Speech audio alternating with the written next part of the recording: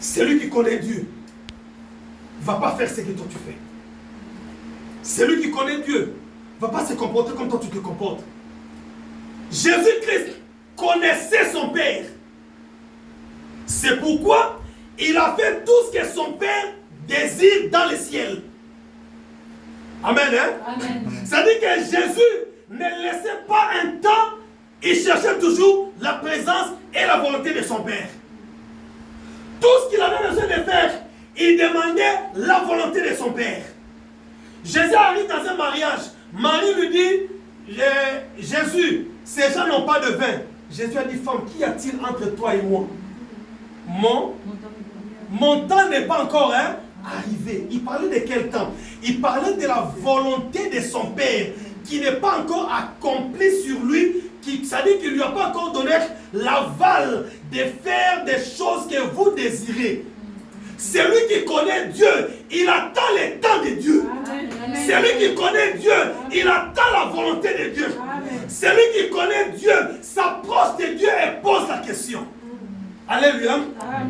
Et Dieu a envoyé de Noé, Abraham, Isaac, Jacob, tout le monde que vous connaissez. Et les gens n'ont pas toujours saisi la portée de la présence de Dieu.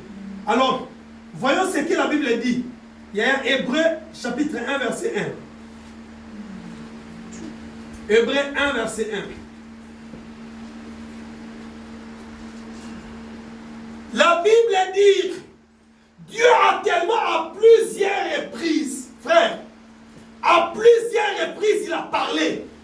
Les gens ne comprennent pas. À plusieurs reprises il a parlé. Les gens ont toujours les sourds d'oreille. Il a parlé. Il a dit, bon, j'ai parlé par des créations. Les gens n'ont pas compris. J'ai envoyé des gens à mon nom. Les gens n'ont pas compris. Maintenant, je vais parler par mon fils. Amen. Et la Bible dit, Dieu a pris la même parole. C'est-à-dire que la parole qu'il avait mise dans la bouche des patriarches, il a pris la même parole. Il a fait vêtir cette parole une chair. Et il a pris la même parole. Il a fait descendre cette parole sur la terre. Amen. Amen. Hein? Amen. C'est ce qui est écrit. Après avoir autrefois, à plusieurs reprises et de plusieurs manières, frère, on fait d'abord une analyse. Après avoir, à plusieurs reprises, à plusieurs manières, la Bible dit que Dieu parle cependant tantôt d'une manière, tantôt d'une autre. Ça dit que Dieu nous a parlé à plusieurs manières. Dans ta propre maison, il a fait sortir un enfant qui est la parole de Dieu. En fait que cette famille change. L'enfant, malgré la parole qu'il fait sortir dans la famille ne change pas. Il a pris quelqu'un, il l'a amené dans la ville. Il a dit, vous prenez ces serviteurs, je vous les donne. Et les gens ne comprennent pas. Dieu s'est dit, bon, comment je peux l'enseigner? Comment je peux lui parler? Et il dit, dans le livre de Proverbes 6, allez vers la fourmi, paraissez. Elle n'a ni chef, ni inspecteur, ni maître. Elle a moisse. Et tu peux lire ça? Allez vers la fourmi. Dieu nous amène à aller apprendre la connaissance même auprès des fourmis. Proverbe 1, verset 6. Vas-y, frère, Dieu nous a parlé à plusieurs manières. Dieu continue de parler. Mon frère, répands-toi.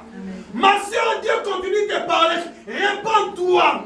Écoute la parole de l'Éternel. Dieu te parle le matin, midi, soir. Il te parle par des oiseaux. Il te parle par des animaux. Il te parle par des mouvements, des gesticulations des gens. Il te parle, mais tu ne veux pas écouter. Frère, jusqu'à quand tu écouteras?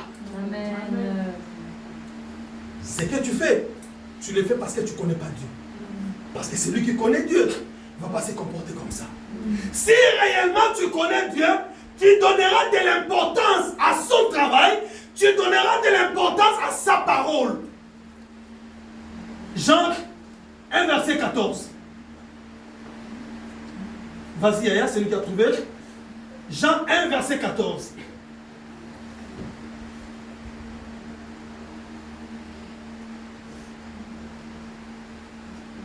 Jean 1, verset 14. La parole.